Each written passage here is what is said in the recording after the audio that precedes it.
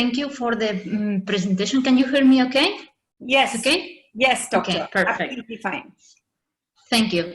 So, I'm going to talk today about preimplantational genetic testing for aneuploidies in advanced maternal age patients. Before starting, I want to introduce a little bit some basic concepts of genetics in order to understand much better what is PGT-A for.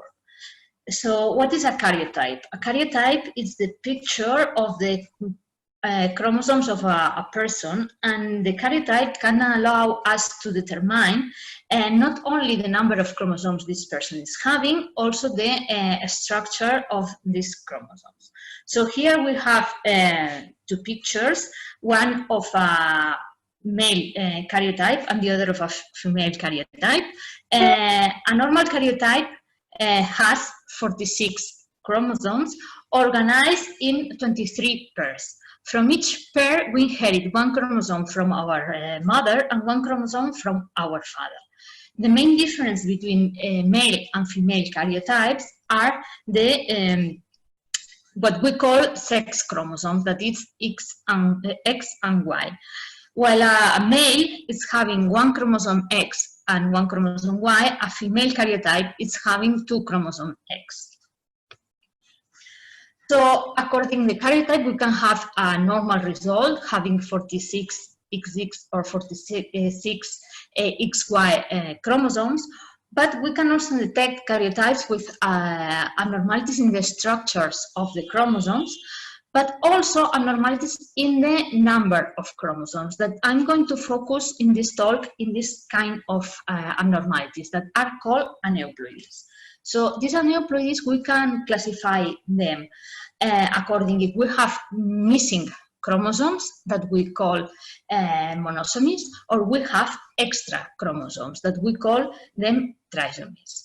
Also, we can classify the aneuploidies according if they are compatible with life. We call them viable, so a baby affected or a baby with this kind of aneuploidy can live, or these aneuploidies are not compatible with life, so we call them unviable.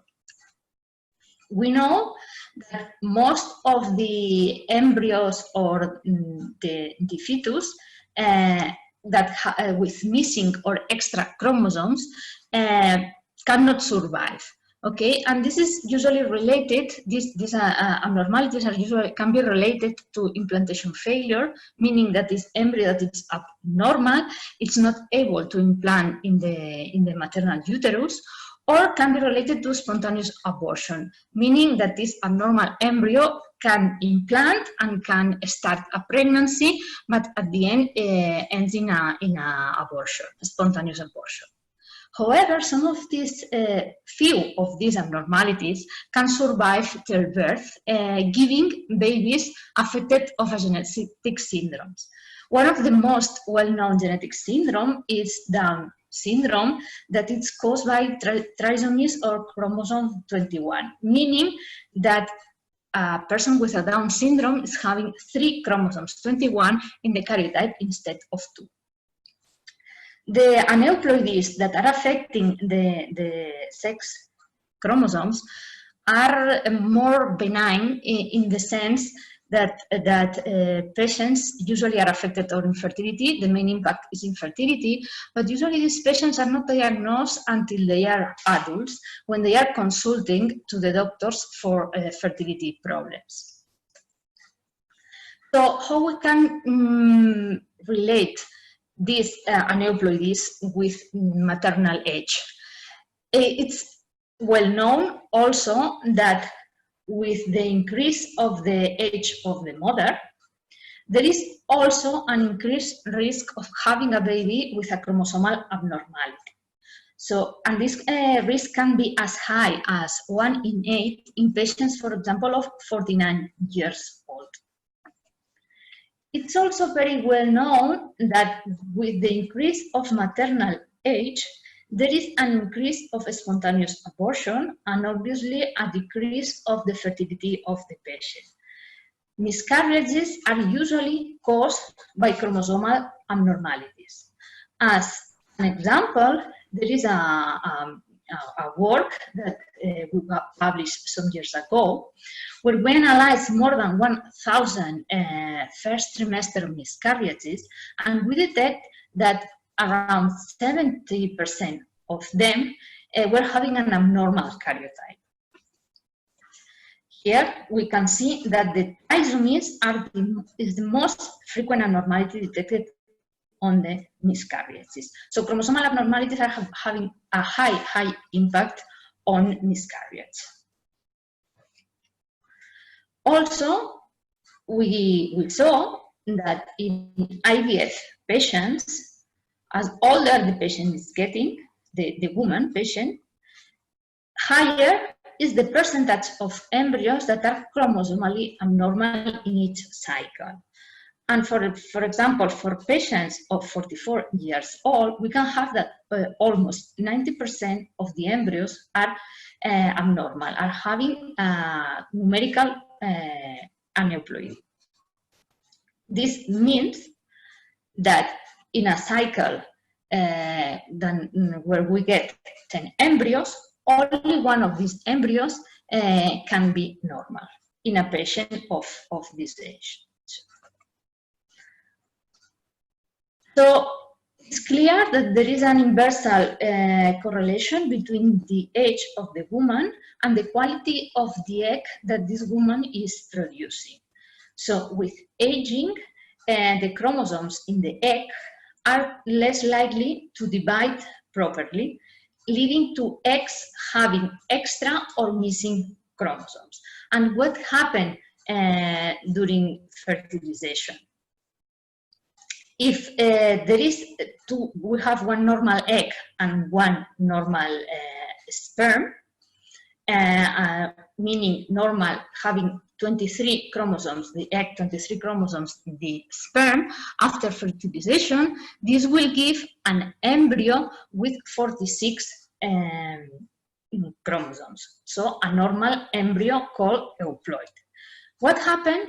For example, when there is an error during the formation of this egg, and this egg is disomic for chromosome 21, meaning that this egg, instead of having only one chromosome 21, is having two.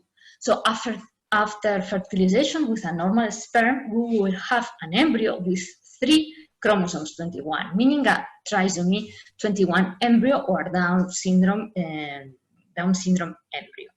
The same happens when some chromosomes are missing from the egg. In that case, imagine that we have an egg that is not having any chromosome 21. So after fertilization with a normal sperm, we will have an embryo with only one chromosome 21 coming from the sperm. So this embryo is having a monosomy for chromosome 21. It's a monosomic embryo.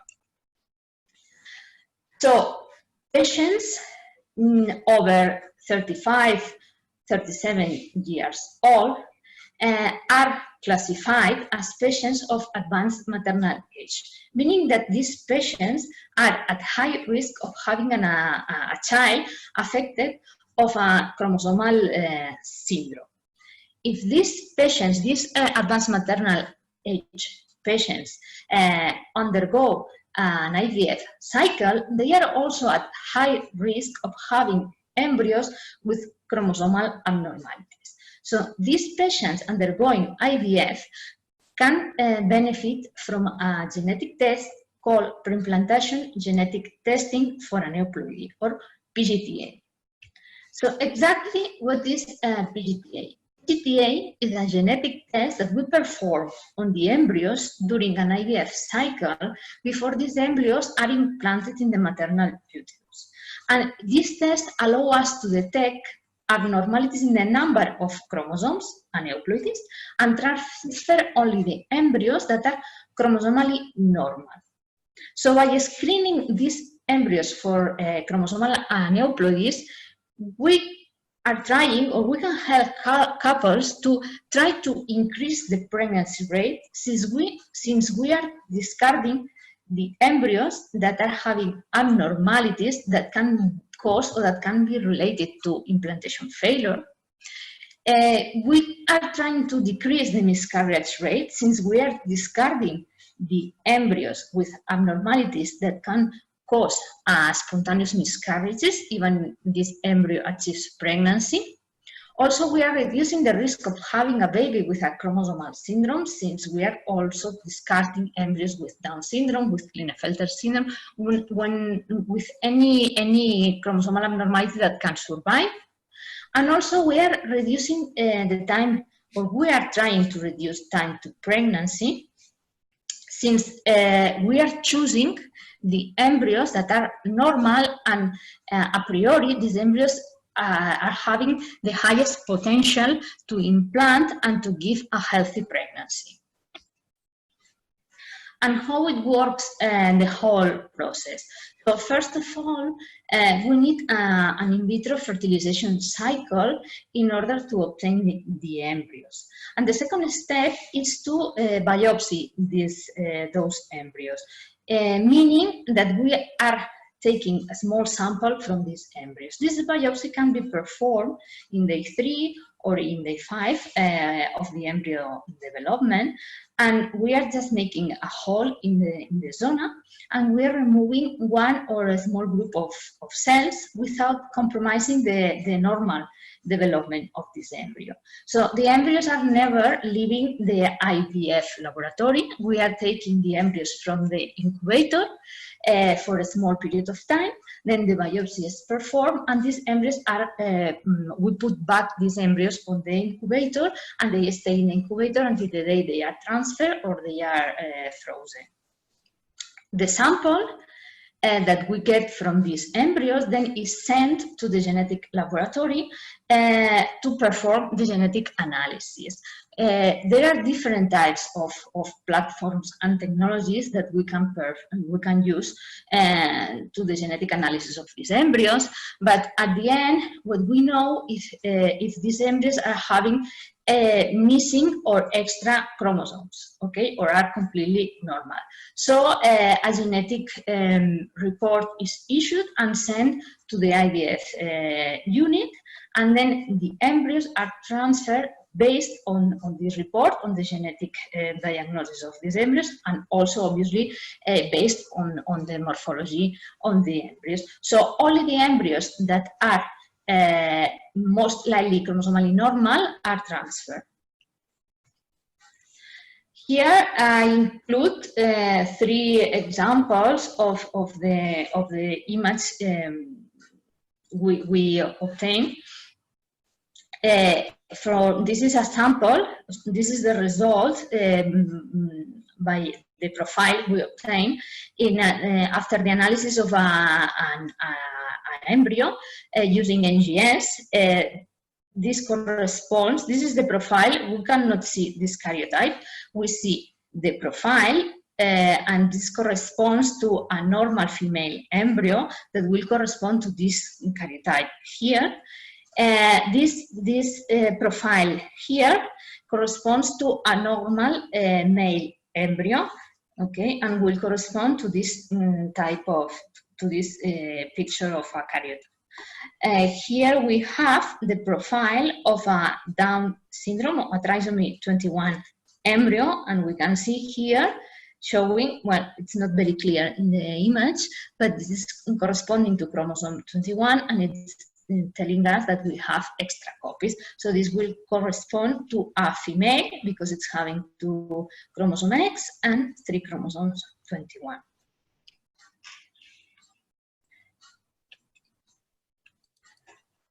So just to summarize and to conclude my presentation, there are a lot of papers published and a lot of works supporting the use of PGT-A for aneuploidies in advanced maternal age patients.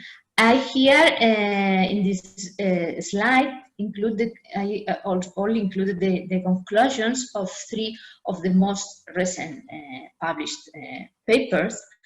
And the work of Rubio in 2017, they conclude that PGT-A in advanced maternal patients is superior compared with controls, not only in the clinical outcome at first embryo transfer, but also in decreasing miscarriage rate and shortening the time to pregnancy.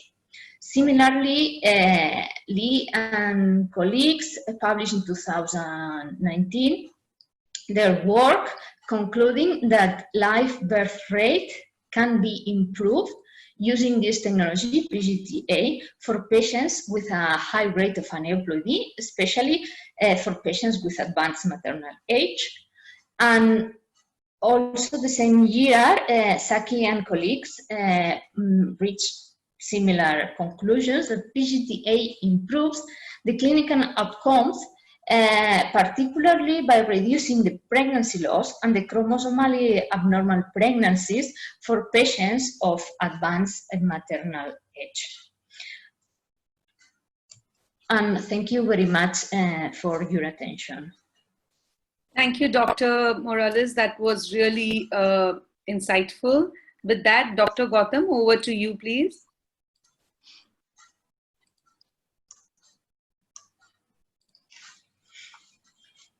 She has to stop sharing the screen. Carmen, you have to stop sharing the screen, then I can share my screen.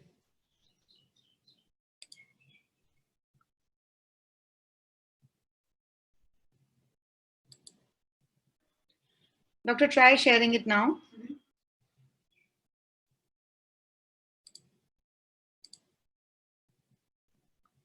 Okay.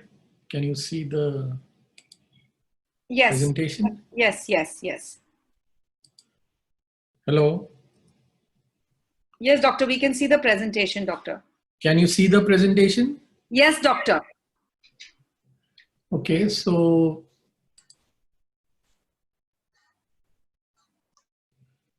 the only thing will be to play a video from outside the PPT. I will need to exit the full screen. And I'm searching for the toggle switch to exit the full screen. Can anybody guide me? Doctor, you'll have to... Because the couple of presentations are not playing from the... Okay, now we have stopped the screen share. Yes, so now if I... Now you can play the video and do the screen, again share it on the screen. Yes, but it will be in between presentation. So we'll figure out when it comes to that. So, right. So welcome. I'm Dr. Allahbadia, and this webinar is exclusively for patients, but I can see again, we have a few of our colleagues also participating in this webinar. And we will take you through a very interesting topic, a very fascinating topic. And a lot of patients ask us this question about whether IVF is better than ICSI. And so my topic today is intracytoplasmic sperm injection, or ICSI. So it was one of the advanced ARTs that came into being in the early 80s. And so it's not a new technology. And when you compare IVF or ICSI, two of the most common fertility treatments are IVF. IVF is in vitro fertilization. In vitro means outside the body. Fertilization is fertilization of the egg and sperm. And intracytoplasmic sperm injection is injecting a sperm into an egg. It's called assisted fertilization. In IVF, essentially the egg and sperm are left in a petri dish or test tube to fertilize on their own. Whereas in ICSI, one sperm is injected directly into one egg to give rise to an embryo. So this is a very nice animation to tell the viewers how ICSI takes place. So you have a micropipette, a glass micropipette. You inject it into the egg and you inject the sperm cell into the cytoplasm. This is exactly how ICSI takes place. Essentially, the next steps after the injection are the same, identical to IVF. That means we allow the embryos to divide and grow and monitor them the same way like we do for IVF. So why would a patient need ICSI? ICSI helps to overcome fertility problems when the male partner produces very few sperm to do either an IUI or IUI. Essentially, if the total motile sperm count in a man's ejaculate is less than 5 million, it's a rough rule of the thumb, then ICSI is the ideal treatment. In cases where there is azoospermia, that means absence of sperm in the ejaculate, but when we investigate the patient with a serum FSH of the husband, and that is within normal limits, then you can surgically retrieve the sperm from such a man's testis. And these retrieved sperm can also be used for ICSI. Many a times the sperm numbers might be all right, but they are, they don't move forward at all. There is just a little twitching motility, very slow motility. So the sperm may not move in a normal fashion. Again, ICSI is very useful. At times, the sperm may have trouble attaching to the egg. So it does not, if there is failure of fertilization, it doesn't attach to the egg normally. So you inject such a sperm into the egg. Very commonly, there is a congenital condition called bilateral absence of vas difference, whereas the tubes connecting the sperm factory to the ejaculation tract is missing. The vas difference is missing. So there is the blockage in the passage from where the sperm is produced to where the sperm is ejaculated. So there are sperms, but they are in the testis. So here we can again put in a needle into the testis, aspirate the sperms and use them for ICSI. Again, when you have failure of fertilization with traditional IVF, you can use ICSI. And at times when a woman produces immature eggs, so you mature the eggs outside in the IVF laboratory, at that time you don't leave the egg and sperm together for natural fertilization to take place. You always do an ICSI. If you have previously frozen eggs, then you always do an ICSI. You do not want to take a chance. You do an assisted fertilization. And when you are planning PGT-A, like my colleague just gave the lecture, whenever you do PGT-A, in Dubai, we do a lot of PGT-A for family balancing, which is legal here, to choose the sex of the baby as well as to essentially screen whether the embryo is normal. So any type of PGT-A that you do, or PGT-M to screens any disease, whenever you are planning any genetic testing, you always do an ICSI. The next question asked in the rooms is, but doctor, will ICSI work? Well, ICSI fertilizes 50 to 80% of the eggs, but like all medical procedures, ICSI also has its complications. Sometimes some or all of the eggs might get damaged. At times the eggs are very fragile and may get damaged. At times there is failure of fertilization or failure of cleavage. The egg might not grow into an embryo even after it's injected with sperm. The embryo might get arrested. Once fertilization takes place, a couple's chance of giving birth to a single baby, twins or triplets is the same as if they're IVF with or without ICSI. So essentially, once you get fertilization and cleavage, the rest of the journey of the embryo is the same. So it does not matter. You cannot look at the embryo and tell this is an ICSI embryo, this is an IVF embryo. So I want to show you the first part. The first part of producing the eggs essentially is the same. I will need to exit where this is. I need So you just have to start that video and say that. What? Yes. It's there. Okay, so the first part of the presentation is now. Can you all see the screen? Yes, we can, doctor. But Okay. you just to make it screen share and make it big. Okay, so this is the first part that you have seen on the screen, how an egg retrieval takes place. First, before giving injection, have follicles in the ovaries, and then a needle is put in transvaginal guidance to aspirate the follicles. We can watch it again. It's a short procedure, and the general anesthesia is called egg pickup or the side pickup or egg retrieval. It can hardly take 5 to 7 minutes, and you go from follicle to follicle, aspirating and getting the eggs to the laboratory next door. And then the next step is that the sperms, if it is IVF, the man will just ejaculate the sperms, and I'll show you how the sperms look like. If it's IVF and the man has ejaculated the sperms, the laboratory personnel prepare the sperms. So they clean the sperms and take the strongest sperms. This is a typical picture of the strongest sperms, and they are prepared. So now you have the eggs that you saw retrieved from the last slide. You have the prepared sperms for IVF. And then if it is IVF, you just need to put the eggs and sperms together in a petri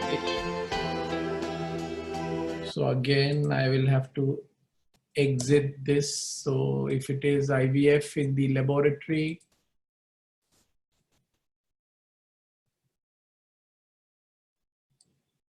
this is a video. You just put the eggs and sperm together, and then 24 hours later wait for check for cleavage cell function. Here you are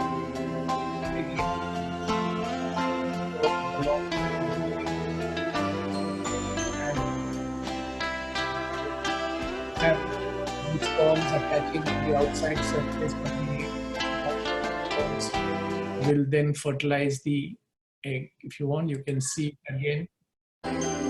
These are fascinating films.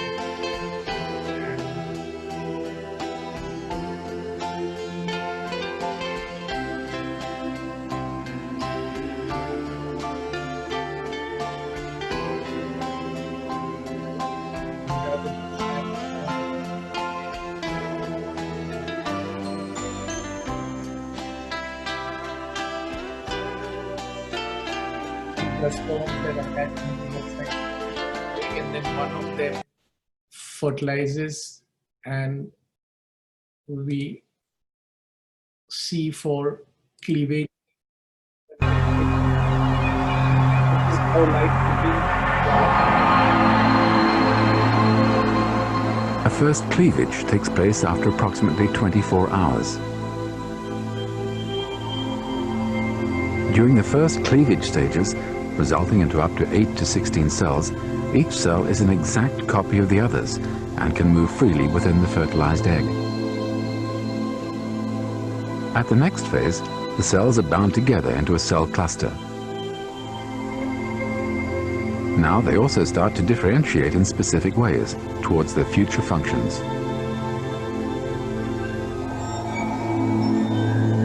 What's called a blastocyst moves out into the uterus 4 to 5 days after fertilization. So essentially, this was how the cleavage takes place. And if it is ICSI, this is a very nice film of ICSI. You see the sperm in the glass pipette. It's an actual live procedure. The sperm being injected into the cytoplasm. This is the egg. You have the sperm here. You can see it being deposited here. And essentially next day, again, you check for cleavage. A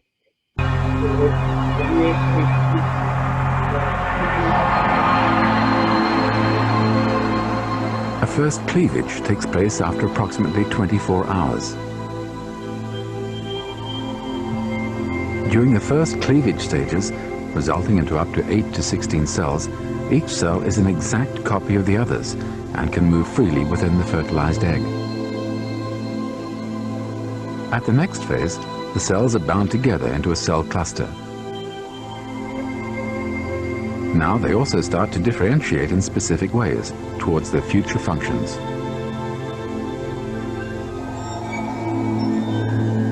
What's called a blastocyst moves out into the uterus 4 to 5 days after fertilization.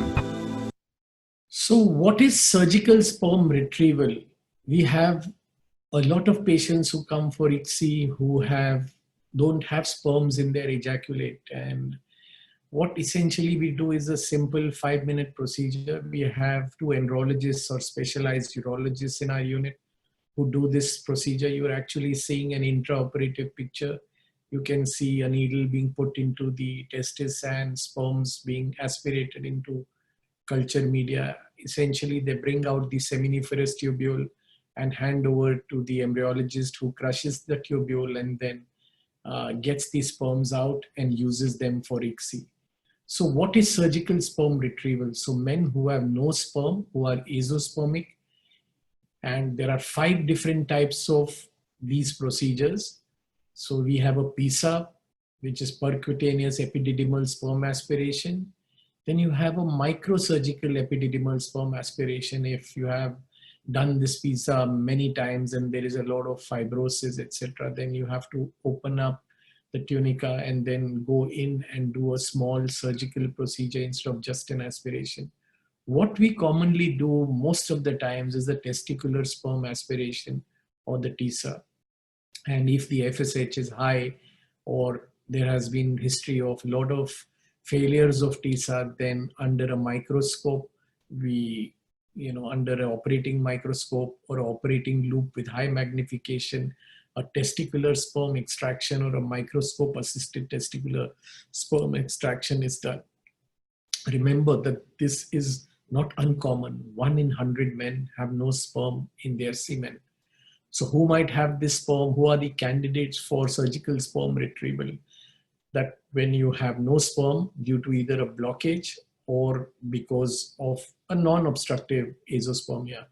Many a times, if you've had a vasectomy and you don't want to go in for a reversal, a 5-minute procedure just aspirates the sperm. We have a lot of patients here who have got married again and now want progeny with their new partners, and it's very simple to do a testicular sperm aspiration and move ahead. And if you have had these treatments but are unable to ejaculate, sometimes a man is unable to ejaculate, all the sperms are there. Again, you can do a simple 5-minute procedure and aspirate sperms directly from his testis. And if you have had previous chemotherapy, radiotherapy, or you have genetic condition that affects your fertility, you have had testicle removed, you have 1 testicle, you have fibrosis in the testicle, or you have had surgery to bring down an undescended testis, here you can do a micro TISA or a microsurgical TISA under magnification. So with the availability of techniques such as intracytoplasmic sperm injection, patients and samples of sperm should not be rejected for storage even for a few motile sperm present. Remember, all that we need is 1 sperm and 1 egg to give you a live baby and to have your own genetic child.